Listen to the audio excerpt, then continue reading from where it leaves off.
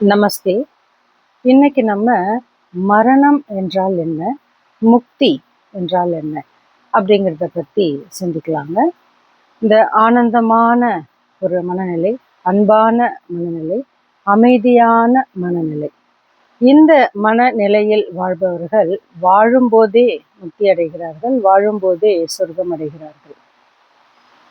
அடுத்து, இந்த பற்றற்ற நிலைமையில் ஒருவர் மனநிலை பெற்றிருந்தால், அதாவது யார் மீதும் பற்றில்லை, எதன் மீதும் பற்றில்லை, மனம் ஒரு சலனமற்ற நிலையிலிருந்து வருவது வரட்டும், போவது போகட்டும், நடப்பது நடக்கட்டும் என்று இறைவன் மேல் பாரத்தை போட்டு இந்த வாழ்க்கையை சிறப்பாக வாழ்ந்து கொண்டிருப்பவர்கள் வாழும்போதே முக்தி அடைகிறார்கள்.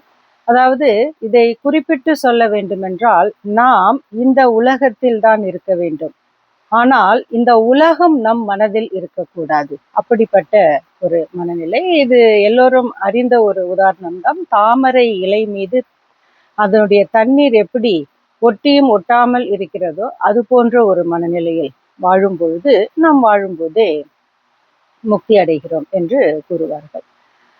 இது ஒரு சின்ன உதாரணம். அதாவது இந்த ஒரு சலனமற்ற ஒரு மனநிலை, ஒரு பற்றற்ற ஒரு மனநிலை, ஆனால் ஒரு சிறப்பான அறம் வாய்ந்த மனிதர் அப்படின்னு சொன்னா, நமக்கு இதிகாசத்துல இருந்து ஞாபகத்துக்கு வரக்கூடியவர் ராமாயணத்தில் ஜனக மகாராஜா, ஜானகியினுடைய தந்தை, அதாவது சீதாவினுடைய தந்தை. மிக சிறந்த மேதை அவர். ஒரு நாள் அவர் தன்னுடைய ஆட்சி காலத்தில் அரண்மனையில் இருந்த பொழுது அவரை காண ஒரு முனிவர் வருகிறார். முனிவருடன் அல்லாவி கொண்டிருக்கிறார்.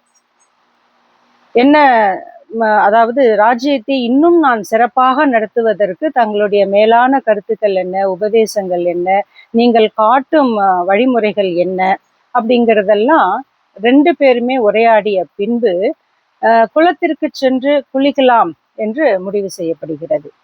ஜனக மகாராஜரும் அந்த முனிவரும் குளக்கரைக்கு செல்கிறார்கள். அந்த குளத்தில் இறங்கி இருவரும் குளித்து கொண்டிருக்கும் பொழுது அரண்மனை காவலாளி ஒருவர் வந்து, அரசரே, நம்மளுடைய அரண்மனை தீப்பற்றி எரிகிறது என்று கூறுகிறார்.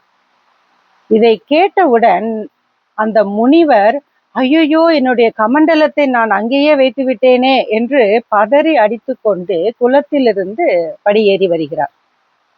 ஆனால் அந்த அரண்மனைக்கு சொந்தக்காரர் நமது ஜனக மகாராஜா எந்தவித பதற்றமும் பயமும் சலனமும் பற்றும் இன்றி அவர் அந்த குளியலை ஆனந்தமாக செய்து கொண்டிருக்கிறார். அதன் பிறகு அந்த வேலையை முடித்து நிதானமாக கரையேறி வருகிறார். அவ்வளவு ஒரு பற்றற்ற தன்மையில் அவர் வாழ்பவர், அதாவது நிகழ்காலத்தில் இருப்பவர்.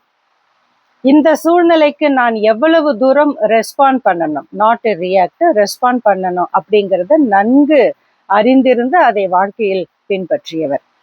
இறுதியாக இந்த மரணம் அல்லது முக்தி, இதை பற்றி ஓஷோ என்ன கூறுகிறார் என்று பார்க்கலாம்.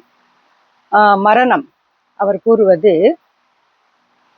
உன்னுடைய கடைசி மூச்சு நின்று போன பிறகும் ஒரு சில ஆசைகள் இன்னும் மிச்சம் இருந்தால் அதற்கு பெயர் மரணம்.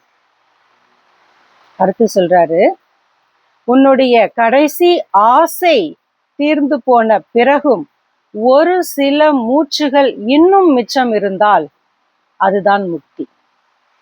நன்றி. மீண்டும் அடுத்த சந்திப்பில் சந்திப்போம்.